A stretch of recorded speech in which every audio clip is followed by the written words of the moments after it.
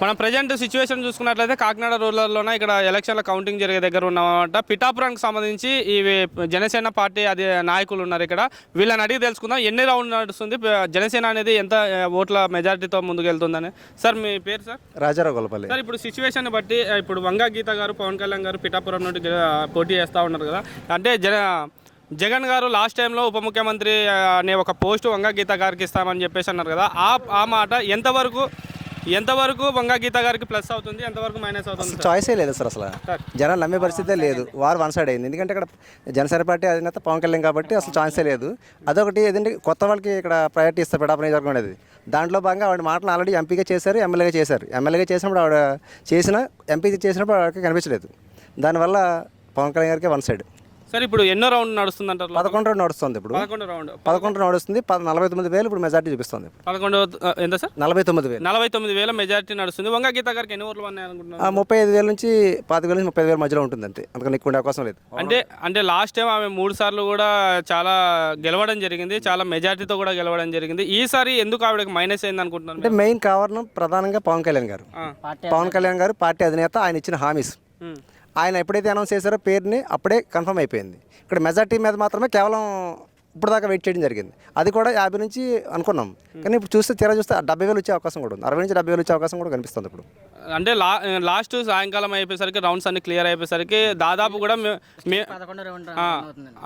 మేము last time ఇక్కడ మీ పిఠాపురానికి సంబంధించి మేము అడిగినప్పుడు ఎంక్వైరీ చేసినప్పుడు కూడా దాదాపు 1,00,000 ఓట్ల మెజార్టీ తోటి గెలవబోతున్నారు పవన్ కళ్యాణ్ గారు అని చెప్పేసి అన్న ఒక మాట మాకు వినిపించింది అనమాట. అది ఎంతవరకు నిజం అవ్వబోతుందా? అంటే దాదాపుగా అవుతుందన్నది అవకాశం లేదు. 70 నుంచి 80,000 వరకు వచ్చే అవకాశం దగ్గర కనిపిస్తుంది. ఎందుకంటే ఇంకా 6 రౌండ్లు అనేది కంటిన్యూ కావాల్సి ఉంది. దాంట్లో అయితే మేజర్ సిటీస్ ఉన్నాయి. పిఠాపురం సిటీ కానీ కొత్తపల్లి సిటీస్ కానీ మెయిన్ సిటీస్ ఉన్నాయి. అవి ఎంతవరకు అంటే వైఎస్ఆర్సీపీకి పడే అవకాశం అయితే లేదు. మెయిన్ 2 దాంట్లో కూడా. సో అక్కడ జనసేనకి ఎక్కువ పడే అవకాశం ఉంది. కాబట్టి ఖచ్చితంగా 70 to 80 మధ్య వచ్చే అవకాశం అయితే ఖచ్చితంగా కనిపిస్తుంది.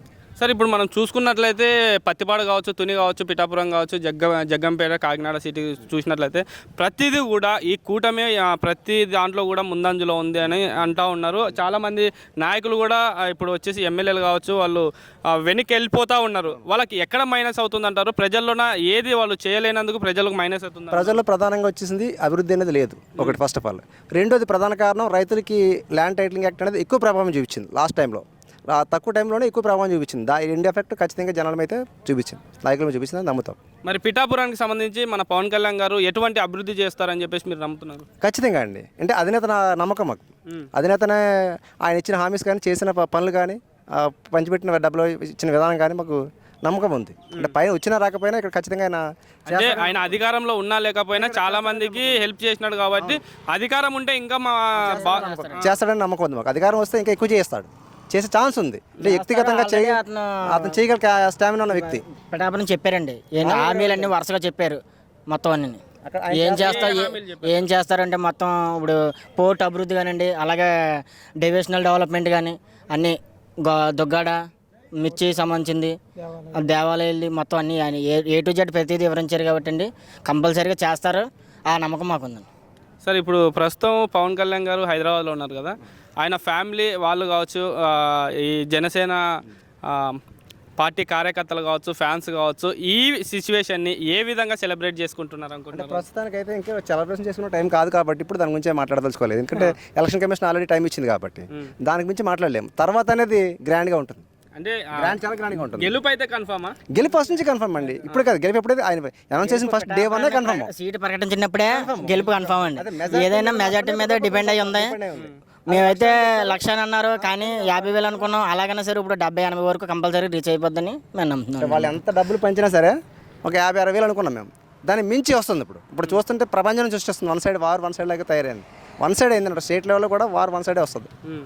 కూటమి అనేది వన్ సైడ్ అయ్యింది. స్టేట్ వైజ్ కూడా కూటమి టోటల్గా ఎన్ని సీట్లు కొట్టబోతుంది అనుకుంటున్నారు? దాదాపుగా 100 పైనే ఉంటుంది. 130 to 140 మధ్యలో ఉండే అవకాశం ఉంది. ఇప్పుడు లీడింగ్ అయితే ప్రజెంట్ 130 ఉందని తెలుస్తుంది మాకున్న సమాచారం మేరకు.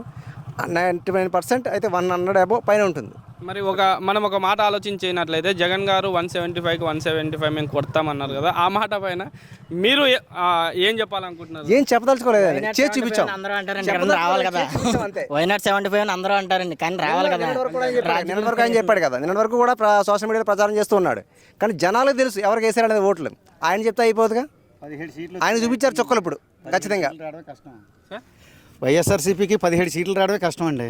అంతే అంటారా? అందులో ఏ మాత్రం డౌట్ లేదండి. అంటే ఆయన నియోజకవర్గంలోనైనా గెలవాలి. ఆయన నియోజకవర్గంలో ఒకసారి చూసుకోమనండి, పూర్తిగా అటు ఇటు అవ్వచ్చు, అదే కన్ఫర్మ్ చెప్పలేం.